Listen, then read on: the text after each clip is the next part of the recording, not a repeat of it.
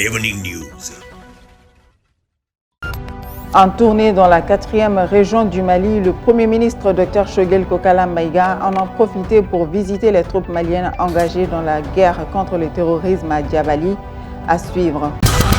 Ce mardi 17 août 2021, la Maison de la Presse a abrité une conférence organisée par le réseau des journalistes d'investigation du Mali. Les détails avec nos reporters. En Côte d'Ivoire, après la confirmation d'un premier cas connu d'Ebola depuis 1994, le pays prépare sa riposte. Il a lancé lundi une campagne de vaccination contre la fièvre hémorragique. Mesdames et messieurs, bienvenue dans ce Joliba Evening News que nous débutons avec cette actualité en bref. La Confédération africaine de football procède ce mardi 17 août 2021 au Palais des Congrès de Yaoundé au tirage au sort de la CAN 2021. Les 24 équipes participantes vont donc connaître à partir de ce soir leurs adversaires. La composition des groupes se fera à partir des chapeaux établis par la Confédération africaine de football CAF sur la base des derniers classements FIFA.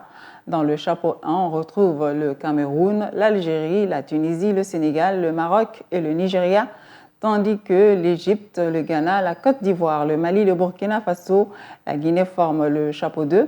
Le chapeau 3 est composé du Cap-Vert, du Gabon, de la Mauritanie, de la Sierra Leone, du Zimbabwe, de la Guinée-Bissau, et le dernier chapeau contient les Comores, l'Éthiopie, la Gambie, le Malawi, le Soudan et la Guinée équatoriale. La compétition se jouera du 9 janvier au 6 février 2022 au Cameroun. Nous reviendrons sur les détails de ce tirage au sort dans nos prochaines éditions. Après le sport, tout autre chose à présent.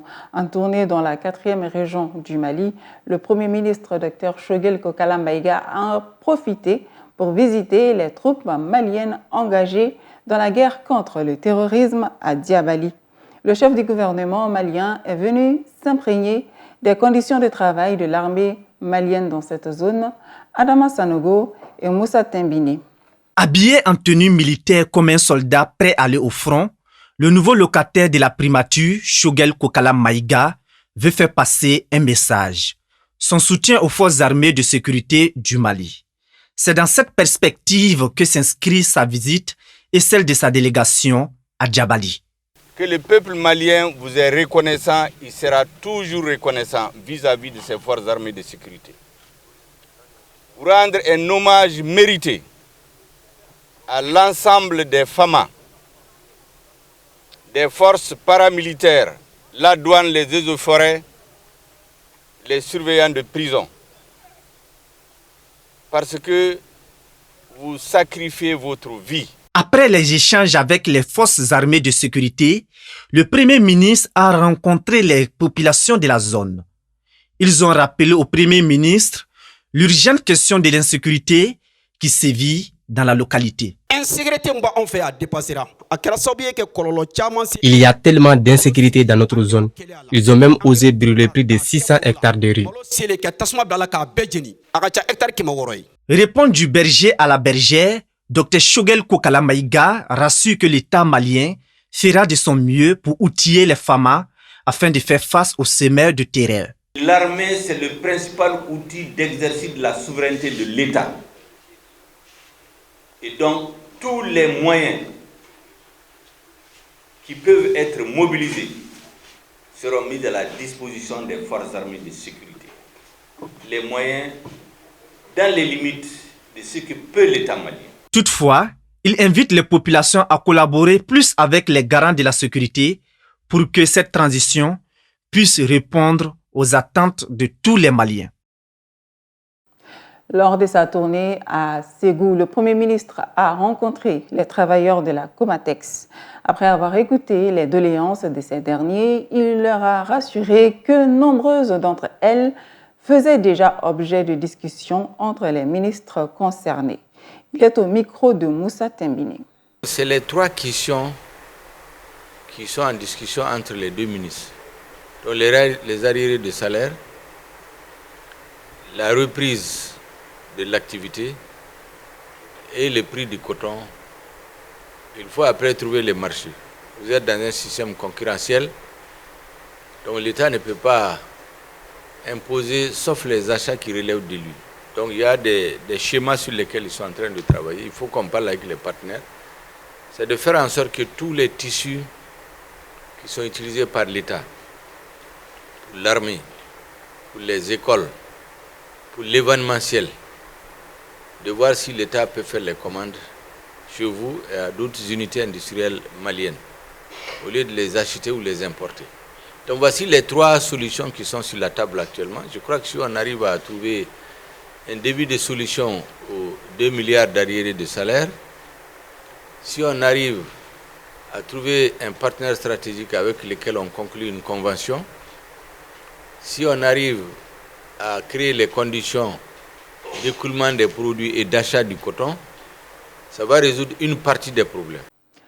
Hier, les imams Ibrahim Djabi et Mohamed Traoré étaient dans les locaux du camp 1 de Bamako pour un interrogatoire suite à une plainte émanant d'Ansardine selon certaines sources. Des citoyens se sont prononcés sur ce différend suivant. Une semaine après l'interpellation de l'imam Maï Ouattara, hier c'était au tour de la Ligue de prédicateurs du Mali, Ibrahim Djabi, et le vice-président du Haut Conseil islamique, Cheikh Mohamed Traoré, de se retrouver au camp 1 de Bamako suite à une plainte déposée par Ansardine. Pour Mamadou Ndiaye, un tel différend survenu entre imams est une honte pour tous. Quand des leaders religieux eux-mêmes n'arrivent pas à s'entendre jusqu'à avoir affaire avec la justice, c'est une honte pour la religion musulmane et nous les musulmans. Un interlocuteur dénonce que ce conflit ne devrait en aucun cas être divulgué, qu'il devrait être réglé entre religieux. Les 2 imams qui ont été interpellés à la justice, c'est quelque chose qui ne devrait pas se produire dans ce pays. Pour moi, c'est une défaillance. Malgré la gravité de la situation, ils peuvent s'entendre sur un point sans que la justice ne s'en mêle. Mamadou Djaïa juge nécessaire que les clashs et les mésententes entre leaders religieux doivent être bannis dans la société. Pour moi, s'il y a un problème entre les musulmans, surtout les adhérents de la même organisation, on doit s'asseoir pour en discuter et aussi veiller à mettre un terme au clash entre leaders religieux dans les mosquées et dans les lieux de prêche. Au moment où le pays a encore du mal à se stabiliser, une nouvelle crise entre religieux doit être évitée à tout prix. Les autorités du pays doivent prendre leurs responsabilités pour l'entente et l'harmonie entre les différents religieux. Oui, la survie du Mali en dépend. Depuis plus de 5 ans, l'école malienne est confrontée à un grand fléau qui ternit son image de jour en jour. Il s'agit de la fuite des sujets qui est devenue une routine au fil du temps. Abdoulaye Koniba Konati. La coutume est une seconde nature qui détruit la première, disait Blaise Pascal. La fuite des sujets d'examen au Mali, devenue une coutume depuis le diplôme malien de toute sa valeur. Cela fait près de 10 ans que ce phénomène perdure. Dans une indécence atypique, les sujets des examens roulent sur tous les coins. Parents d'élèves, élèves, tous se précipitent pour s'acquérir des pépites à la veille des examens. Devenu un business fructueux, on en trouve en abondance sur les réseaux sociaux. Même les vendeurs ambulants en profitent pourvu qu'il y ait du pactole. À qui la faute? D'aucuns avaient indexé les technologies de l'information et de la communication comme étant la source de propagation des sujets d'examen au point où les autorités avaient restreint l'accès aux réseaux sociaux durant les périodes d'évaluation. Cette solution n'a pas tardé à montrer son inefficacité car le mal semble se situer bien au-delà. Fin juin dernier, les acteurs du secteur de l'éducation s'étaient réunis pour mener des échanges et des réflexions sur la fuite et la fraude. Cet atelier, dans le but de trouver des solutions idoines à ces dangers qui gangrènent l'éducation malienne, 3 ministres avaient pris part à la rencontre, à savoir le ministre de l'Éducation nationale, son homologue de l'enseignement supérieur et de la recherche scientifique, et celui de la communication, de l'économie numérique et de la modernisation de l'administration. C'était l'occasion pour le ministre de l'Éducation nationale, Sidibé Dédé Ousmane, de souligner, je cite, « Le souci permanent du ministère de l'Éducation nationale est d'organiser des examens propres et crédibles qui reflètent les efforts réels des élèves et des enseignants durant une année scolaire. » Mais le département est confronté chaque année et de façon récurrente à des phénomènes inquiétants qui se manifestent par la circulation de faux sujets d'examen, la fuite des sujets d'examen, la fraude durant les examens. Ces phénomènes se sont amplifiés par le laxisme dans la surveillance, le manque de vigilance dans les secrétariats et dans la correction. Fin de citation. Malgré les amendements des textes régissant les examens, les campagnes médiatiques de sensibilisation et les missions d'experts du niveau national et déconcentré, ces phénomènes persistent. En outre, pour les examens de l'année 2021, l'espoir de changer la donne ravivait les Maliens lambda qui a porté sa confiance au gouvernement de la transition. Hélas, le déroulement des épreuves d'examen du diplôme d'études fondamentales DEF a tout de suite brouillé le paysage de l'espoir avec le scénario qui s'est reproduit. Au fond, on pourrait donner raison aux observateurs qui se posent la question, n'est-ce pas ceux qui sont censés juguler cette transgression qui en sont les auteurs? Ce mardi 17 août 2021, la Maison de la Presse a abrité une conférence organisée par le réseau des journalistes d'investigation du Mali. L'objectif, selon les initiateurs, était de sensibiliser l'opinion publique sur l'importance du journalisme d'investigation. Le point avec Aminata Traoré Diallo et Bakoroba Nyari. Rôle du journalisme d'investigation dans la promotion de la paix et de la bonne gouvernance. C'est sous cette thématique que s'est tenue la conférence du réseau malien du journalisme d'investigation, RMJ. Chaka Doumbia estime que le gouvernement a un rôle clé à jouer dans la protection, l'indépendance des médias. Le RMJ invite le gouvernement de la République du Mali à accélérer le processus d'adoption d'une loi d'accès à l'information et d'une disposition législative portant protection des lanceurs d'alerte. Le RMJ lance ici un appel aux organisations de la société civile, aux associations de presse, pour faire le plaidoyer dans ce sens, afin que plus rapidement le gouvernement malien puisse adopter ces dispositions qui vont faciliter notre travail. Les participants de cette rencontre affirment avoir beaucoup appris et saluent l'initiative. Aujourd'hui, AMG est l'un des meilleurs réseaux parmi des centaines de réseaux journalistes qui existent. Moi, je pense qu'aujourd'hui, les journalistes doivent aller vers l'investigation. Nous sommes là avec le réseau des journalistes d'investigation du Mali pour débattre de cette thématique, la corruption. Et je salue l'initiative, c'est à encourager et je pense qu'il y en aura beaucoup d'autres. David Dambélé, secrétaire chargé à la communication des relations extérieures des journalistes d'investigation de la cellule Norbert Zongo, a mis en lumière quelques enquêtes réalisées par les RMJ depuis sa création en 2016 au Mali. Notons que cette rencontre se veut un rendez-vous incontournable de plaidoyer dans la promotion de la bonne gouvernance et de la liberté d'expression. Dans cette édition, nous allons aussi nous intéresser au Maliba, le monument.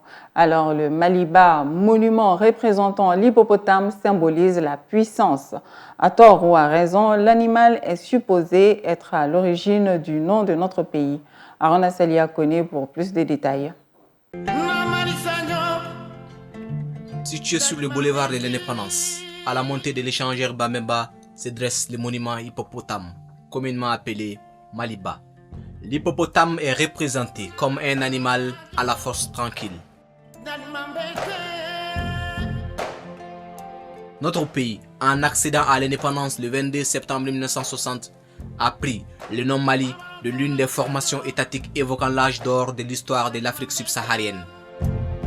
Entre le 8e et 13e siècle, il dominait tour à tour les vastes contrées de l'Afrique occidentale et sa renommée allait au-delà du Sahara et de la Méditerranée.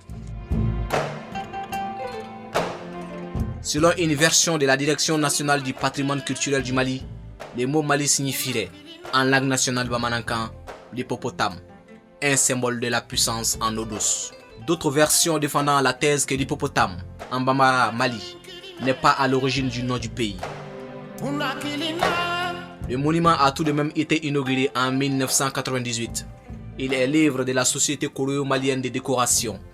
Comme beaucoup d'autres monuments de la ville, il est victime du phénomène de l'affichage sauvage.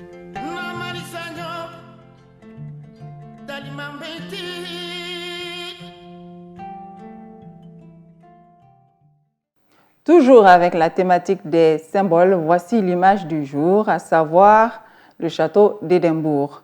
Planté depuis le XIVe siècle sur un éperon rocheux en plein cœur de la capitale de l'Écosse, le château d'Édimbourg domine la ville du haut de Castle Hill, témoin de l'histoire douloureuse qui se joua entre l'Écosse et l'Angleterre. Le château fut, à partir du XIe siècle, le symbole des rivalités entre ces deux nations. Il a été utilisé dans un but militaire depuis près de 300 ans. La première référence documentée connue du château d'Édimbourg se trouve dans un livre écrit par John of Fordun au XIVe siècle, en faisant allusion à la mort du roi Malcolm III d'Écosse en 1093. C'est par contre le roi David Ier d'Écosse qui apporta les plus importants changements au château pour en faire une forteresse militaire achevée en 1153 suite au traité de Berwick. Les trois côtés du château sont protégés par des falaises et l'accès était limité à une route pendue sur le côté est. On y entre via l'esplanade, longue place pavée inclinée entre le château lui-même et le sommet du Mile Royal. Depuis quelques années, le château n'est plus d'utilité militaire ou royale. Il est ouvert aux visiteurs et est géré par l'organisme spécialisé Historic Scotland qui s'occupe à la fois de l'administration et de la conservation du site. L'ancienne demeure royale abrite aujourd'hui expositions et musées, mais aussi des festivals comme le fameux festival Tattoo chaque été au mois d'août. Cette impressionnante forteresse est l'un des rares châteaux au monde à avoir été utilisé sans interruption pendant plus d'un millénaire. C'est l'attraction touristique la plus visitée en Écosse. On dit aussi de ce château qu'il est hanté par plusieurs fantômes. Maintenant, la page internationale avec El Haj Malik Guitei. Après la confirmation d'un premier cas connu d'Ebola depuis 1994, la Côte d'Ivoire prépare la riposte. Le pays a lancé lundi une campagne de vaccination contre la fièvre hémorragique. Les agents de santé, les proches et les contacts de la victime ont été les premiers à être vaccinés. La Côte d'Ivoire a reçu 5000 doses en provenance de la Guinée. C'est justement de ce territoire qu'est venu les cas identifiés dans la capitale économique ivoirienne au cours du week-end. Une Guinéenne de 18 ans arrivée dans le pays mercredi après avoir voyagé par la route depuis l'Abbé. La présence de ces cas à Abidjan, qui compte 4 millions d'habitants, inquiète l'Organisation mondiale de la santé. Outre la vaccination lancée lundi, la Côte d'Ivoire dit avoir commencé dimanche celle de groupes ciblés. La découverte d'Ebola en Côte d'Ivoire intervient près de 2 mois après que l'Agence sanitaire de l'ONU a déclaré la fin de la deuxième épidémie en Guinée, qui a débuté l'année dernière et a fait 12 morts. Le ministère chinois des Affaires étrangères déclare qu'il espère que le nouveau régime taliban empêchera l'Afghanistan de devenir un lieu de rassemblement pour les terroristes et les extrémistes, ajoutant que la force et le rôle de l'Amérique dans le pays consistent à détruire et non à construire. La Chine exhorte les talibans afghans à mener une politique religieuse modérée et prudente, à collaborer avec les autres partis pour mettre en place une structure politique ouverte et inclusive, et à mener une politique étrangère pacifique et amicale, notamment pour établir des relations harmonieuses avec les pays voisins, afin de parvenir à la reconstruction et au développement de l'Afghanistan. Nous espérons également que le nouveau régime afghan rompra avec les forces terroristes internationales, qu'il limitera et combattra les forces terroristes, y compris le parti islamique du Turkestan, et qu'il empêchera l'Afghanistan de redevenir un lieu de rassemblement pour les terroristes et les extrémistes. Le président Biden a déclaré que la construction d'une nation n'a jamais été l'objectif des États-Unis en Afghanistan. Et il dit la vérité. Parce qu'en Irak, en Syrie et en Afghanistan, nous avons vu l'armée américaine laisser un terrible désordre, des troubles, des divisions, des familles ruinées et orphelines. Ils ont laissé ces endroits marqués et meurtris. La force et le rôle de l'Amérique est de détruire, pas de construire.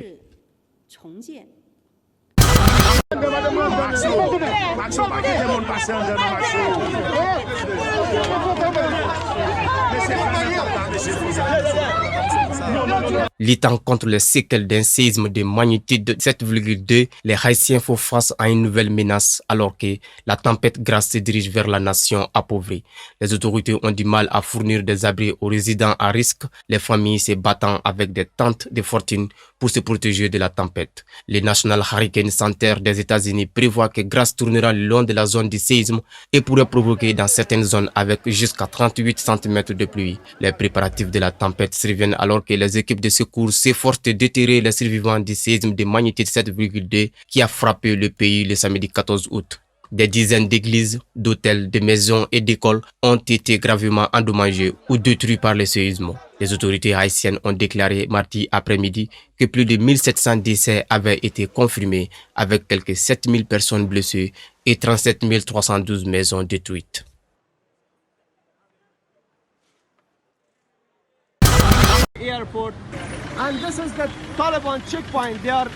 Les insurgés talibans afghans ont été aperçus en train d'occuper des postes de contrôle dans les rues de Kaboul les lundis 16 et les mardis 17 août, dans une vidéo obtenue par la chaîne de télévision d'État chinoise CCTV. Les postes de contrôle ont été installés sur des routes encombrées près du palais présidentiel et de l'aéroport international Hamid Karzai. Des milliers de civils ont tenté de fuir la capitale assiégée par avion. Les talibans ont pris le contrôle de l'Afghanistan en quelques jours au lieu des mois prévus par les services de renseignement américains. Dans de nombreux cas, après que les forces gouvernementales démoralisées se sont rendues malgré des années d'entraînement et d'équipement par les États-Unis et d'autres. Le président Ashraf Ghani s'était enfui dimanche 15 août alors que les militants islamistes entraient à Kaboul pratiquement sans opposition, affirmant qu'ils voulaient éviter une effusion de sang. Mesdames et messieurs, c'est ici que s'achève ce Joliba Evening News. Merci à toutes et à tous de l'avoir suivi. Bonne suite de programme sur Joliba TV News.